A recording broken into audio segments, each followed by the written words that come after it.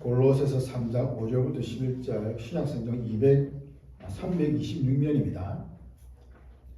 제가 가진 성경으로는 신약성경 326면 골로새서 3장 5절부터 11절까지 말씀입니다.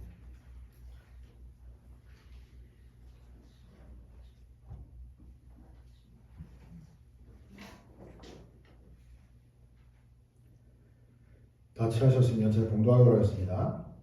그러므로 땅에 있는 지체를 죽이라. 곧 음란과 부정과 사욕과 악한 정욕과 탐심이니 탐심은 우상 숭배니라. 이것들로 말미암아 하나님의 진노가 임하느니라. 너희도 전에 그 가운데 살 때에는 그 가운데 생활했으나 이제는 너희가 이 모든 것을 벗어버리라. 곧 분함과 노여움과 악의와 비방과 너희 입에 부끄러운 말이라. 너희가 서로 거짓말을 하지 말라. 옛사람과 그 행위를 벗어버리고 새 사람을 입었으니 이는 자기를 창조하신 이의 형상을 따라 지식에까지 새롭게 하심을 입은 자니라. 거기에는 헬라인이나 유대인이나 할레파나 무할레파나 양아인이나 수구디아인이나 종이나 자유인이 차별이 있을 수 없나니 오직 그리스도는 만유시요 만유 안에 계시느니라. 아멘. 집에 있는 컴퓨터, 오래된 컴퓨터에 있는 프로그램들을 보면 오류가 자주 생기고 또 바이러스 먹기로 해서 새로 지웠다가 깔고 이렇게 해서 반복을 하잖아요. 때로는 이제 뭐 운영 체계가 조금 바이러스 못 가면 그것도 다시 다 이제 지워버리고 새로 설치를 하거든요. 그러면 조금 컴퓨터가 전혀 다르게 작동하면서 볼 수가 있어요. 조금 더 빠르게 작동하기도 하고 좀 더 그 성능이 조금 더 나아지는 것을 볼 수 있는 거예요. 완전히 이제 예전과는 다른 모습으로 바뀌어버리는 거예요. 새 사람은 겉모습만 바뀌는 것이 아니라 삶의 어떤 작동 방식이 바뀌는 것을 말합니다. 예수 그리스도께서 우리 삶의 원리 그리고 기준이 되시고 그분과 연합하기 때문에 우리는 그분과 연합한 자들로서 세상 가운데 물들지 않도록 자신을 지켜야 되는 것이고 자신을 보호해야 되는 거죠. 누가 보호해주는 것이 아니라 내가 스스로 말씀을 통해서 예수님과 함께 살면서 자신을 보호해 나가는 것이 바로 새 사람의 모습인데 이렇게 새 사람은 단순히 그냥 몇 가지 행동, 거짓말하지 않고 몇 가지 또 선한 일을 하고 어떤 죄짓지 않는 행동을 바꾸는 것이 아니라 그 삶 가운데 주인이 바뀌는 것입니다. 예수님이 삶의 주인이 되실 때에 우리의 삶이 새로운 삶으로 바뀐다는 것이죠. 오늘은 그리스도와 함께하는 새 사람 두 번째로 살펴보고자 하는데 1절부터 4절이 그리스도 안에서 바르게 살아야 할 원리를 제시한 것이라면 5절 이후는 그 원리에 따른 구체적인 삶을 보여주고 있습니다. 5절부터 11절에 말하는 이 본문의 핵심은 땅의 지체를 죽이고 새 사람을 입어서 죄를 멀리하는 삶을 살라는 겁니다. 먼저 5절부터 8절까지 보시면 땅에 있는 지체를 죽이라라고 합니다. 그러므로 땅에 있는 지체를 죽이라. 자, 그리스도의 모험대로 예수님의 그 삶을 따라 살려면 그들이 가지고 있는 이 세상적인 본성들 그런 것들을 다 죽여야 한다는 것이죠. 다 죽이는 것이고 또 그런 것들을 다시는 그리워하지 않고 따르려고 하지 않는다는 겁니다. 물론 그리스도와 함께 이미 죽었고 그분과 더불어 살리심을 받았지만 신자들은 아직도 이런 유혹과 죄악된 그 본성에 빠질 수 있는 항상 가능성이 열렸다는 거죠. 그렇게 하지 않을 가능성도 있지만 그렇게 할 가능성이 여전히 많다는 겁니다.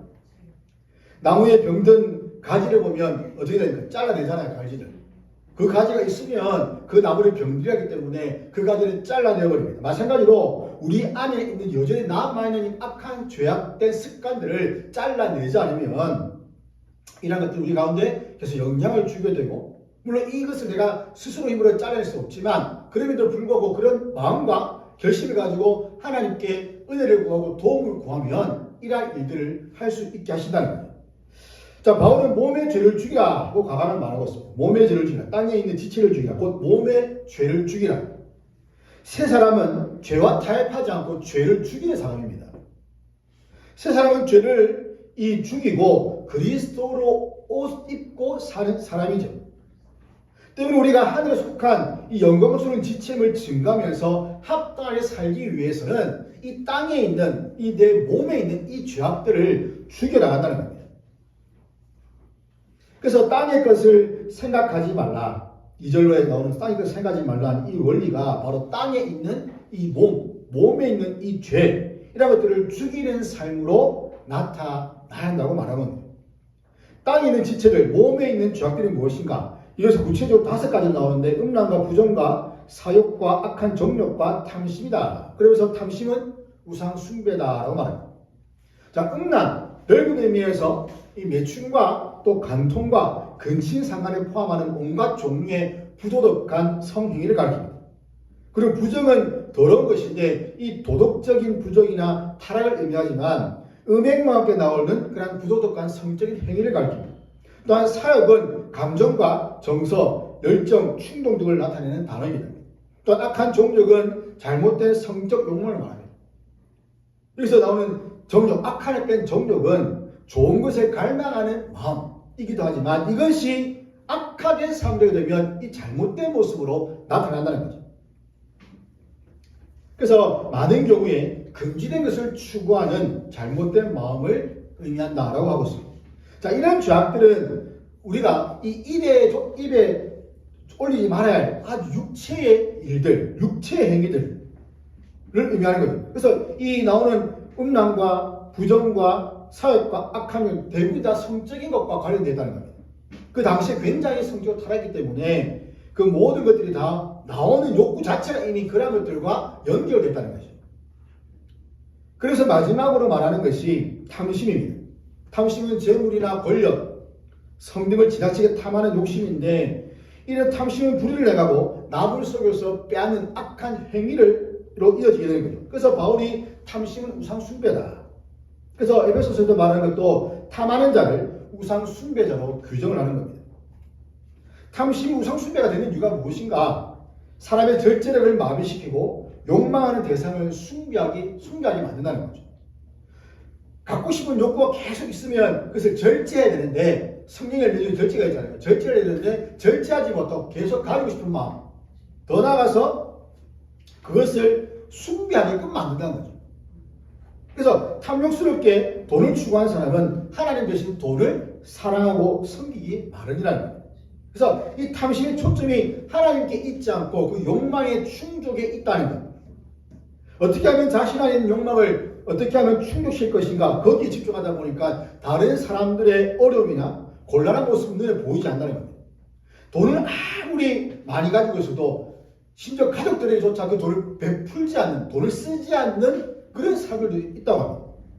그냥 돈이 목적이고 돈을 모으는데 그냥 마음이 다 빼앗겼다는 거예요. 그래서 가족이 힘들어도 전혀 가족을 위해서 쓰지 않고 자기의 그런 욕망을 위해서 쓰는 그런 사람들. 그래서 돈과 명성, 권력, 행복, 쾌락을 탐하다 보면 그것을 결국에는 숭배하게 된다는 거예요. 처음에는 내가 거기에 그런 거 없다 말하면 결국에는 그런 것들을 쫓아가다 보면 그게 곧 숭배하는 자리로 나아간다는 거예요. 종이 되어서 비인간적인 삶을 산다는 겁니다. 십계명의 마지막 계명도 이웃의 소유를 탐내지 말라. 탐심을 금하는 내용이에요. 예수님께서도 모든 탐심을 물리치라 그 생명이 소유에 넉넉한 데 있지 않다고 분명히 말씀하십니다. 한국교회를 비판하는 것은 아니지만 교회가 크게 성장하면 성장할수록 그 가운데 하나님의 은혜가 큰 것은 분명합니다. 그런데 자꾸 크다 보니까 그 은혜를 망각하고 하나님 부신 그 은혜를 망각하고 그 큰 것 자체에 관심을 가지게 된다는 거예요. 그러니까 그 건물도 크게 짓고 뭐든지 크게 그러니까 그런 부유함과 성장과 그런 것들이 신앙의 목적이 되어서 무조건 다 크고 좋은 것들. 그러니까 무리하게 빚을 내어서 건물을 짓고 결국에는 그 건물을 어떻게 빚이 갚지 못해서 심지어 교회들이 이단에게 넘어가는 그런 일들이 일어난다는 겁니다. 재물과 건강, 명예, 인기 이러한 것들이 우리에게 필요는 하지만 이러한 필요가 아닌 목적이 되어버리면 결국에는 그 신앙의 방향이 잘못된다는 거죠. 한국교회는 탐심을 물리치라라는 이러한 가르침이 있어야 됩니다. 그리고 탐심을 믿음과 혼동하기까지 하는데 끝없는 부와 재물을 탐하는 세상에 물든 탓인데 탐심이 가득한 눈으로 하나님을 볼 수가 없고 탐심이 가득한 마음으로 하나님을 전심으로 섬길 수가 없다는 것이죠. 지금 우리가 무엇을 탐하고 있는가? 우리 마음 가운데 지금 무엇이 자리 잡고 있는가? 그냥 세상 사람들 같은 그런 동일한 생각들을 가지고 살아가는지 만약 그런 것들을 우리가 신앙생활을 하면서 여전히 추구한다면 그러한 것들은 하나님을 모르는 자와 다를 바 없다는 거예요. 우리 인생의 목적이 많이 가지고 많은 것을 누리는 것이 있지 않습니다. 먹을 것과 입을 것이 있으면 그것으로 만족할 줄 알라고 성경은 말씀하시는 거예요. 그리고 돈을 사랑하지 말고 있는 바를 족한 줄로 알라라고 말씀합니다. 돈은 말 그대로 돌고 도는 게 돈이라잖아요. 돈은 내가 가지고 있다가도 또 쓰면 또 다른 사람이 가게 되고 또 돌고 돌아서 결국 또 들어오게 돼요. 거기에 집착하지 말고 그것을 사랑하지 말고 그냥 가지고 있는 것에 족하라. 물론 우리가 힘들고 하면 또 돈, 있던 그런 것들에 대한 마음들이 생길 수 있지만 그러나 과도하게 집착하여서 그것을 추구하고자 하는 그런 생각들은 가지면 안 된다는 것이죠. 하나님께서는 반드시 필요한 시기가 되며 그것을 채워주시는 분입니다. 채워주시고 쓸 수 있도록 하신다는 거죠. 그렇게 하지 못하는 이유가 바로 하나님을 먼저 찾지 않고 하나님 먼저 구하지 않고 그 외의 것들을 구하기 때문에 결국 그것을 쫓아가다 보니까 잡히지 않는 거죠. 잡히지 않으니까 더 빈곤해지는 것이고 더 어려워지는 겁니다. 그것을 주시는 하나님을 붙잡고 하나님을 바라보는 것이 오히려 우리에게 더 큰 은혜가 되고 소망이 된다는 것이죠. 우리의 필요를 채우시는 하나님을 사랑해야 됩니다. 아이들이 부모에게 용돈 받는 것에 관심만 있다면 그것이 잘못된 것이죠. 복을 주신 하나님을 사랑해야지 하나님 주시는 그 복의 눈이 벌어서 정작 그 복 주시는 분을 멀리한다면 그것은 죄라는 겁니다. 주를 위해서 생명도 아끼지 않았던 이 바울과 같이 우리 역시도 이런 주님을 위해서 세상 것들을 그냥 내려놓을 수 있는 그 순간이 오면 내려놓을 수 있는 그런 은혜를 달라고 믿음을 달라고 기도를 해야 되는 것이죠. 자, 바울이 이렇게 땅에 있는 지체들 탐심을 비롯한 음란과 부정과 사욕과 가정들을 죽이라 하고 명령하는데 자, 죽이라. 과연 죽일 수 있겠습니까? 그런 것들을 못 죽입니다. 죽이라 말하지만 실제 죄는 우리 안에 있는 죄는 죽일 수가 없는 거예요. 계속 밭이 더러운데 거기서 정말 좋은 것들이 나오겠습니까? 안 나오고 우리 마음은 여전히 더러운 상태이기 물론 이것이 깨끗하게 해나가는 과정이 필요하지만 더러운 상태에 있기 때문에 계속해서 나오는 것이 이러한 유혹들을 받을 수 있는 그런 상태로 계속 돌아간다는 것이죠. 그래서 이 명령은 주님이 말씀하신 것처럼 손이 도둑질하는 손이라면 그 손을 찍어서 버리서라도 천국에 가라. 네 눈이 여자를 정욕하는 그 음란한 눈으로 보면 그 눈을 빼서라도 네가 지옥 가지 않고 천국 가기를 하라는 그 말씀처럼 죄를 짓게 만드는 손과 발을 찍어내어 버리라는 이 예수님의 명령과 비슷하다는 거죠. 땅에 있는 지체를 죽이는 것은 옛사람에 속한 악덕과 악행들을 철저하게 제거하라. 철저하게 물리치라는 것이죠. 그리스도인이 새 사람을 입은 것은 사실이지만 본성이 완전히 새롭게 된 것은 아닙니다. 때문에 이러한 음행과 분노와 여러 가지 악한 정욕, 사욕, 이러한 것들, 탐심들, 이러한 것들을 언제든지 지을 수 있다는 겁니다. 이것을 우리가 인정을 해야지. 그것을 인정하지 않고 우리는 깨끗해. 나는 그래서 그런 것들을 하는 사람에 대해서 비난한다면 그래서 굉장히 잘못된 모습입니다. 우리 그것을 인정하면서 불쌍히고 하지 않을 수 있도록 옆에서 돕는 것이 필요하다는 거죠. 때문에 우리는 새 생명을 얻은 자들로서 이러한 경건에 이르는 훈련을 해야 됩니다. 매일같이 땅에 속한 지체를 죽이는 훈련을 해야 됩니다. 매일같이 그것을 억누르는 훈련. 그러면서 그 지체를 죽이는 이유가 뭐냐면 이것들로 말미암아 하나님의 진노가 임한다. 하나님의 진노가 임한다. 이러한 죄들로 말미암아. 이게 무슨 큰 죄인가라고 하시겠지만 그러나 이러한 죄를 통해서 하나님의 진노가 임할 만큼 굉장히 무서운 죄라는 거죠. 자, 하나님의 진노는 누구에게 임하는가 하면 불순종의 아들들에게 임합니다. 땅에 있는 지체들을 죽이라는 말씀을 듣고도 행하지 않는 불순종한 자들에게 하나님의 진노가 임한다는 거죠. 자, 솔로몬이 금요일에 살펴봤지만 솔로몬이 지혜를 받아서 든든 마음을 가지고 또 선악을 분별할 수 있는 백성들을 다스릴 수 있는 그 지혜를 마음을 원했습니다. 그리고 초창기에 아주 잘 나라를 다스렸어요. 그러니까 말년에 갈수록 솔로몬이 점점 하나님으로부터 멀어지게 되고 점점 결국 하나님을 떠나게 되고 우상을 숭배하게 되고 이방인들과 결혼하면서 우상을 숭배하게 되고 그 정말 밝았던 그 지혜가 총명이 어두워져서 분별할 줄 못하는 그런 상태가 되었습니다. 이런 상태에서 하나님이 두 번이나 나타나셔서 경고의 말씀을 하셨지만 결국에는 그가 돌아서지 않고 하나님의 그 진노, 즉 자기 아들 때의 나라가 분열되는 그런 심판을 받은 거죠. 하나님의 진노는 직접적으로 벌을 내리실 때도 있겠지만 그러나 그냥 그들을 죄 가운데 내버려 두신다는 겁니다. 그래서 로마서 1장 24절 보시면 나오지만 남자가 여자를 쓰기를 거부하고 남자끼리 그런 부끄러운 행동을 하면 하나님 그냥 그대로 그 가운데 내버려 두신다는 거죠. 그게 죄의 대가라는 겁니다. 그들을 거기서 건져내는 그 경고조차 하지 않고 그래 해봐 그 내버려 두시는 이 자체가 바로 징계라는 것이죠. 그 죄 가운데 벗어나지 못하게 해서 그들을 심판하시기 위함이라는 겁니다. 때문에 우리는 그리스도로 옷 입어 새 사람이 되었다면 이 옛사람의 관습과 속에서 벗어나서 하나님의 진도를 피하는 그런 삶을 살아가는 겁니다. 실제 보시면 바울이 골로새 성도들이 과거에 악한 일을 하는 불순종의 아들들이었다고 지적하는데, 자, 너희도 전에 그 가운데 살 때는 그 가운데 생활했으니, 자, 그 가운데, 즉, 불순종의 아들들을 가리키면서 그 가운데는 곧 음행과 부정과 사욕과 악한 정욕과 탐심입니다. 이 다섯 가지 악덕은 공동체 사이에서 분란을 일으키고 관계를 틀어지게 하는 거예요. 그래서 하는 말이 8절 보시면 이제는 너희가 이 모든 것들에서 벗어나라 하면서 다시 말하는 것이 뭐냐면 곧 분함과 노여움과 악의와 비방과 너희 입에 부끄러운 말이다. 분함, 끌어오르는 분노의 상태입니다. 분노의 상태. 노여움은 그 분노의 상태가 말이나 행동으로 나타나는 거예요. 그러니까 말 안 하고 막 마음 가운데 화가 확 올라오는 그 상태, 그 표정으로 보면 알잖아요. 근데 노하는 것은 바로 그 분노의 상태가 결국에는 말과 행동으로 나오는 것을 말하는 거예요. 악의는 의도적으로 다른 사람을 해치려는 악한 성향을 가리킵니다. 결국 그것도 악한 말과 악한 행동으로 나오는 거예요. 비방은 신성모독의 죄를 의미하지만 사람과 관련해서 볼 때는 근거 없는 말을 해가지고 헐뜯는 죄를 의미합니다.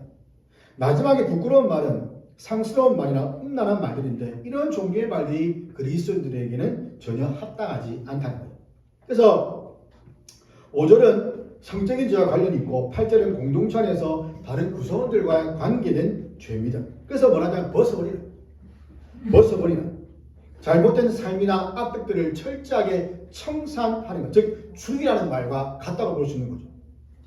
이것은 단지 그 당시 골로새 성도들만이 아니라 죄를 벗은 이 죄책을 벗어버리는 모든 그리스도인들에게 해당되는 말입니다. 또한 바울이 에베소 성도들에게도 너희는 모든 악독과 노함과 분냄과 떠드는 것과 비방하는 것을 모든 악의와 함께 버리라 하고 말씀하고, 베드로도 모든 악독과 모든 기만과 외식과 시기와 모든 비방하는 말을 버리라. 비방하는 말, 헐뜯는 것, 이 말을 버려. 가장 많이 나온 게 비방하는 말이에요.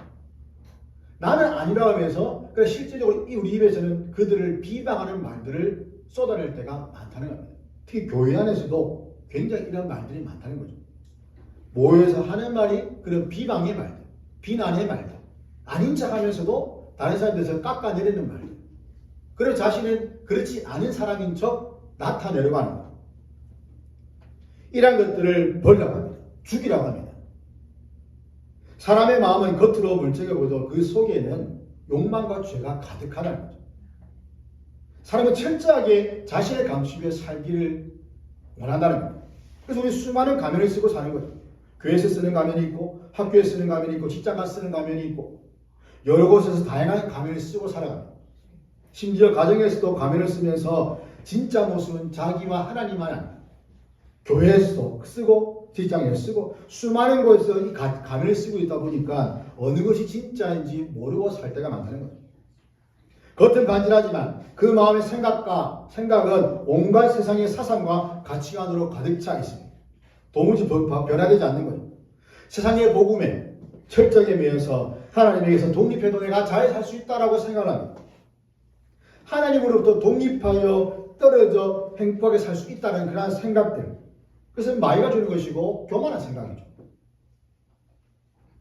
탕자가 내가 아버지를 떠나서 좀 내가 잘 살아보겠다라고 재산을 들고 나갔는데 과연 잘 살았습니까? 아닙니다. 다 잃어버렸습니다. 결국 빈털터리로 돌아온 거죠. 누구나 다 이런 생각을 합니다. 내가 독립할까? 빨리 독립하겠다. 빨리 독립하는 만큼 그만큼 고통이 더 크다는 거예요. 때가 되면 독립을 하는 것이고 때가 되면 대신 그래 우리는 하나님으로부터 결코 독립할 수가 없는 겁니다. 하나님과는 늘 죽을 때까지 죽어서도 천국 가서 하나님과 함께 사는 존재들 때문에 우리가 하나님으로부터 벗어난다? 그것이 행복하다? 이것은 안 되는 거예요. 우리가 오직 자신만 생각하고 예수 그리스도가 아닌 다른 것들을 섬기고 다른 삶을 향한 그런 비난의 모습에서 벗어나야 한다는 겁니다. 예수 그리스도를 알기 전에 그 죄악이 가득한 그 모습들을 버리는 거예요. 자신이 하고 싶은 것만 추구하는 정욕과 자신의 이익만 추구하고 남을 돌아보지 않는 탐심과 이런 탐심을 만족시키기 위해서 부정과 부패를 행하는 이러한 모든 것들로부터 벗어나야 한다는 거죠. 이것은 예수님이 아닌 다른 우상을 섬기는 겁니다.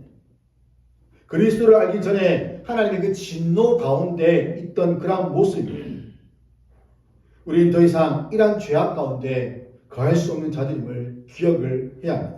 그리고 성령 하나님의 도움을 구하면서 이런 악들로부터 벗어날 수 있기를 간절히 기도해야 됩니다. 옛사람의 정욕과 욕심을 십자가에 못 박아서 처형하는 것 외에는 다른 방법이 없음을 알아야 되는 거죠. 우리는 더 이상 이 본성의 악한 본성의 사람이 아니라 그리스도 안에 가면서 새 생명을 가진 자들임을 기억해야 됩니다. 순간순간 예수님을 알기 전, 예수님 만나기 전에 그런 옛 모습들이 다시 나오려고 할 때마다 우리가 해야 될 것은 그리스도를 깊이 묵상하는 것이죠. 내가 지금 왜 이런 삶을 살게 될 것인가? 내가 왜 예수를 믿게 된 것인가? 그래서 예수님을 깊이 묵상할 때에 우리는 사도 바울의 고백처럼 날마다 자신과 그 탐욕을 십자가에 못 박아 죽고 예수님과 함께 다시 살아나는 그런 부활의 삶을 살아간다는 것을 기억해냅니다. 이러한 삶이 우리의 삶이 될 수 있기를 간절히 소망합니다. 우리 새 사람을 입는 것인데 말씀드렸지만 새 사람은 단순히 죄 행위를 하지 않는 것이 아니라 그리스도로 옷 입는 사람이에요. 그리스도를 소유한 성도는 삶의 모든 영역에서 진리를 실천해야 됩니다. 왜냐하면 그리스도께서 진리이기 때문이죠. 자, 거짓말하지 말라. 구절 보시면 너희가 서로 거짓말하지 말라. 옛사람과 그 행위를 벗어버려. 거짓말하지 말라. 거짓말이 최초의 죄라는 거죠. 사탄이 아담에게 했던 그 말, 하와에게 했던 그 말, 그게 거짓말이잖아요. 그게 다른 복음이잖아요. 그게 최초했던 그 죄입니다.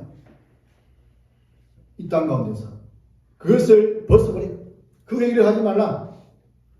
거짓말하는 습관에 빠지지 말라. 절대로 거짓말하지 말라는 거예요. 우리는 진리를 말한다고 하지만 그러나 그 진리를 교묘하게 거짓으로 만들어서 살 때가 많다는 거죠. 진리는 100인데 100에다가 조금 더 더하든지 아니면 조금 더 빼든지 거기에 자기 생각을 섞어 넣어서 결국에는 그것이 진리가 아닌 거짓이 되어버린 경우가 많다는 겁니다. 다 듣고 얘기하는데 듣고 얘기하는 과정 가운데 자기 생각이 그 가운데 다 흘러들어가서 결국에는 듣고 올바로 전달하는 것이 아니라 자기의 생각과 자기의 말이 거의 50%가 추가돼서 그 이상 추가돼서 전달하게 되면 그 듣는 사람은 또 그것을 듣고 전달할 때 거기에 또 자기 생각이 들어가게 돼요. 하다 보면 결국 진리는 사라지고 그냥 남는 것은 사람의 생각만 남는 거예요.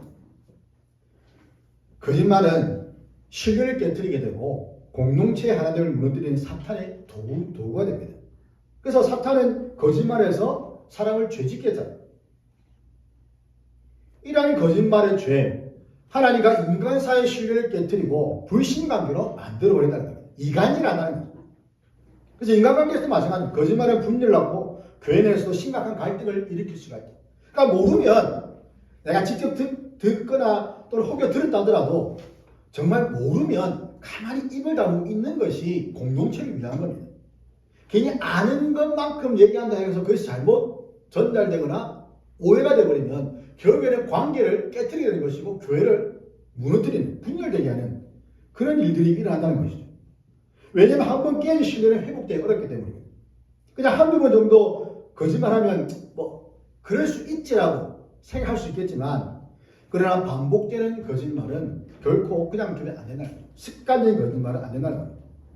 한번 거짓말하면 계속 그 거짓을 덮으려고 거짓말하고 또 거짓말하고 계속 만들어야 되면 결국 내가 지금 무슨 말 하는지도 모르는 상태에서 그런 일들을 하잖아요.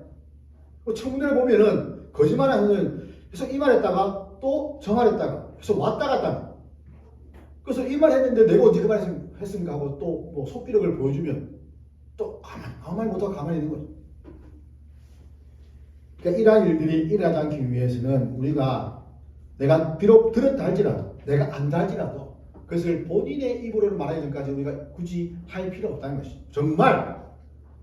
정말 필요한 경우에는 해도 되는 것이지만 그러나 거기에다가 자기 생각과 어떤 잘못된 그런 것들을 오해를 가져줄 만한 그런 말들을 해서 결국에는 관계가 파괴되는 그런 행동들을 해서는 안 된다는 겁니다. 우리 솔직하고 정직하게 말하는 그런 습관들을 들여야 되고 그런 삶을 살아야 돼요. 그렇게 하면 관계가 더욱더 유익하게 되는 거죠.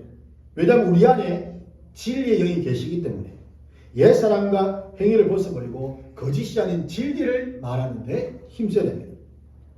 어떤 과소농부가 병든 가지를 발견했는데 겉으로 보기에는 아직 살아있는 것처럼 보였지만 그 병든 가지를 그대로 둬야 됩니다. 나무가 다 병드는 거죠. 그래서 안타까운 마음이 들었지만 가지를 과감하게 잘라냈어요. 그리고 나무는 더 건강하게 자라나요. 죄가 아깝다. 아쉽다. 아깝다 아니라 아쉽다는 거죠. 하니까 놓지 못하고 계속 잡고 있는 겁니다. 결국에는 우리 삶 전체를 병들게 하는 거예요. 그래서 성경은 그 죄를 고치라 하지 않고 죄를 죽이라고. 죽여야 되는 겁니다. 죽여야 우리가 사는 것이죠. 자, 이렇게 거짓말하지 말의 이유가 뭐냐면 옛사람과 그 행위를 벗어버렸기 때문이다. 이미 옛사람을 벗어버렸다는 거예요. 새 사람이 되었습니다. 그 행위를 벗어버렸습니다. 이제는 새로운 본성, 새로운 행위로 살아가는 것을 말하는 거죠. 그래서 이렇게 새 사람은 중생한 사람을 가리키는데 이 새 사람은 중생의 씻음과 성령께서 새롭게 하신 것을 경험한 사람이기 때문에 그리고 그리스도 안에서 새로워진 피조물이기 때문에 옛사람과 그 행위를 벗으라고 말하는 겁니다. 이러한 새 사람을 잇는 것은 전적인 하나님의 은혜라는 거죠. 흑암의 권세에서 구해내어서 아들의 나라로 옮기시고 성도의 그 기업을 받을 자녀로 삼아주신 그 결과로서 새 사람이 된다는 겁니다. 어떤 점에서 새 사람인가? 죄들과 무한리로 죽었다고 하나님의 생명을 받고 살아났다는 점. 이것은 뒤에 나오는 부분입니다. 그리고 예수님을 주님으로 받아들이는 것. 그리고 모든 죄들을 용서받았다는 것. 그리고 하나님 나라에 속한 하나님의 백성이 되었다는 것. 우리는 새로운 신분을 받았습니다. 하나님의 자녀라는 새로운 신분을 받았습니다. 그리고 하나님께서 온 영, 성령을 받았다는 점에서 새 사람입니다. 더 이상 옛 사람이 아닙니다. 때문에 우리는 중생하기 전에는 정말 마귀와 죄와 세상의 지배를 받았던 그런 사람들이었지만 그러나 그러한 모든 것들을 이제는 다 벗어버리고 그 행위도 벗어버리고 행실도 벗어버리고 모든 습관도 벗어버리고 이제는 예수님을 믿는 새 사람으로 살아나는 것이죠. 이것은 사람의 힘으로 되는 것이 아닙니다. 그리고 예수님을 믿음으로 그분과 함께 죽고 살아나실 때에 일어난 일이에요. 마음에 거리낌이 없는 그러한 죄악들, 그런 것들을 지어서 죄악들을 지어서도 마음에 거리낌이 없는데 예수 믿음 위에는 그것이 나에게 거리낌이 되고 나에게 찔림이 된다는 것. 제가 뭐 자주 드는 예중이 아니지만 저 뭐 고등학교 2학년 때까지 욕을 했거든요. 물론 욕이라 하면 큰 심한 욕은 아니고 그냥 자주 쓰는 그런 욕들. 그러니까 친구들 보면 거의 입에 욕을 달고 사는 친구 있잖아요. 욕을 만들어야 돼요. 만들어가지고 욕 제조기가 있는데 욕을 만들어내고 새로운 욕을 가르쳐주고 어떻게 그런 욕을 만들어야지 정말 욕을 그때 만들어가지고 이런 욕이 중학교 때 친구라기보다는 조금 있었는데 그래서 뭐 어느 순간 마음에 드는 생각이 내가 교회들을 다니는데 욕을 하면 되나 이런 생각이 딱 들더라고요. 순간적으로. 그래서 그때부터 욕을 입으로는 안 뱉습니다. 마음으로는 모르겠는데 입으로는 안 뱉거든요. 이제 군대에서 너무 열받아서 한 번 몇 번씩 하지만 하고는 좀 찔려서 죄송한 마음에 회개하지만 그렇다고 마음으로 하지 않습니다. 걱정하지 마십시오. 마무리하지 않지만 어쨌든 이 욕에 대해서 굉장히 이게 아예 거기에 대한 거부감이 딱 생겨버리기 때문에 그래서 이제는 더 이상 거기에 대해서 뭐 정말 이게 뭐 나오지 않는 그러니까 그것이 처음 뭐 그게 모를 때는 그냥 이것을 하더라도 크게 뭐 다 하니까 괜찮을지 몰랐는데 그것이 내 마음과 내가 하면 안 되겠다라는 생각이 들었을 때에 딱 멈추게 됐을 때가 이게 바로 은혜를 받는 거예요. 이게 은혜 받는 것이고 이게 죄를 죽이는 거예요. 그래서 이러한 죄악들을 우리가 느끼면서 이런 것들을 벗어버릴 수 있는 그런 은혜가 우리에게 주어진다면 그렇게 과감하게 꺼낼 수 있다는 것이죠. 자, 10절 보시면 이는 자기를 창조하신 이의 형상을 따라 지시기까지 새롭게 하심을 입은 자다. 새 사람은 뭐냐면 이미 새롭게 되었지만 계속 새롭게 되어가는 사람입니다. 자기를 창조하신 이의 형상을 따라 새롭게 되어져 가는 사람. 자, 자기를 창조하신 분은 하나님이시고 자기를 창조하신 분의 형상은 예수님입니다. 그리스도는 보이지 않는 하나님의 형상입니다. 새 사람이 자신을 창조하신 분의 형상을 따라 새롭게 되어 간다는 것은 하나님의 형상인 그리스도를 따라서 변화되는 것을 의미하는 거죠. 그래서 우리는 하나님의 형상을 따라서 새로워지는 것. 이전에 세속주의고 온갖 시기와 미움과 비방과 악의 사람이었고 하나님께 가까이 갈 수 없었고 더럽고 추악한 존재였지만 이 옛사람이 성령 하나님의 역사심으로 말미암아 그리스도를 따라 계속해서 거룩한 사람으로 성령의 사람으로 새로운 사람으로 사랑의 사람으로 변화되어 간다는 겁니다. 그리고 새 사람은 지식에까지 새롭게 된다는 것인데 이 지식은 하나님을 아는 지식입니다. 이전에 내가 알던 하나님, 그 하나님과 내가 정말 새롭게 되었을 때에 가지게 된 그 하나님에 대한 그 지식이 완전히 다르다. 사랑의 하나님, 은혜의 하나님, 이런 하나님을 알다가 내가 새롭게 된 그 신분으로 주신 그 지식이 하나님은 사랑만이 아니라 죄를 미워하시는 분이고 공의를 하시는 분이고 정의 하나님이시고 거룩하신 하나님이시고 하나님의 다양한 속성들을 알아간다는 거죠. 새 사람은 하나님을 완전하게 아는 지식에 이르기까지 성령의 역사심으로 말미암아 계속 새롭게 되어가는 존재들입니다. 이 지식의 목표가 바로 그리스도를 닮는 것이죠. 그리스도와 그분의 사역에 대해서 알면 알수록 성도들은 더 그분을 닮는 모습으로 변화되야 됩니다. 이 과정은 한순간에 이루어지는 것이 아닙니다. 평생 동안 거쳐야 됩니다. 이것을 우리가 성화라고 하잖아요. 그래서 배우고 순종하는 것을 우리가 결코 중단해서는 안 된다는 겁니다.